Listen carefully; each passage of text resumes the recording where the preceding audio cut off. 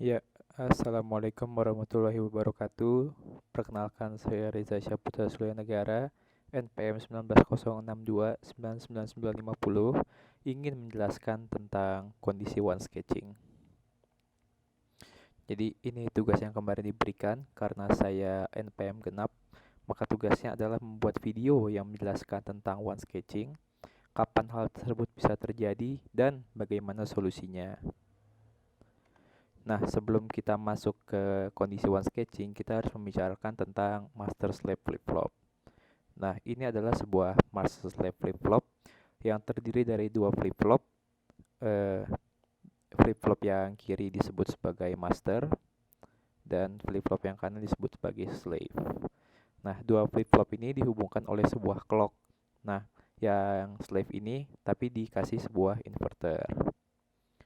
Nah, setelah itu, jadi si master ini input dan outputnya itu dapat berubah ketika clocknya bernilai 1, sedangkan si slave ini itu output dan inputnya dapat berubah ketika clocknya bernilai 0. Maka apabila digambarkan, apabila ada sebuah clock dan kita ingin mengubah master, dan itu kita mengubah di sini. Jadi kita mengubah kondisi input itu masternya di sini. Sedangkan kalau kita mengubah slave itu ada di sini. Lanjut. Jadi apa sih kondisi one sketching itu? Jadi eh, pada dasarnya kondisi one sketching itu adalah kondisi di mana output dari master atau slave itu salah akibat terlalu banyak input atau disebut juga sebagai glitch. Nah, eh, kita lihat di sini, kita ingin inputnya 0 dan di sini juga inputnya 0. Jadi kita pengen outputnya tuh 0. Tapi gara-gara ada sebuah glitch di sini, outputnya yang tadinya 0 jadi 1, dan itu salah. Harusnya kita mau outputnya itu 0 juga. Nah, itu umumnya tentang kondisi one sketching. Jadi apa sih solusi dari kondisi one sketching tersebut?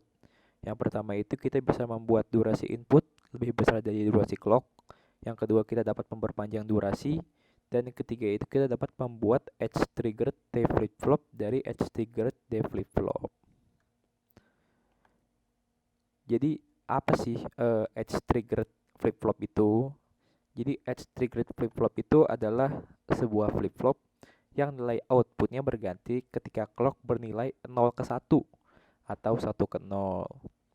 Jadi contohnya sebagai berikut, bisa dilihat ketika clocknya 0 ke 1, itu outputnya pun berubah. Karena ini inputnya 1, maka outputnya pun jadi 1. Dan itu akan berubah lagi ketika dari clocknya dari 0 ke 1. Karena ini inputnya 0, maka outputnya pun jadi 0. Dan itu adalah solusi dari one sketching. Contohnya itu di sini, ketika ada sebuah glitch, karena glitch itu tidak berada pada edge clock tersebut. Nah, jadi edge tersebut tidak mempengaruhi outputnya gitu. Dan karena output yang berubah dari 0 ke 1, maka ini kita sebut sebagai positive edge trigger flip flop gitu.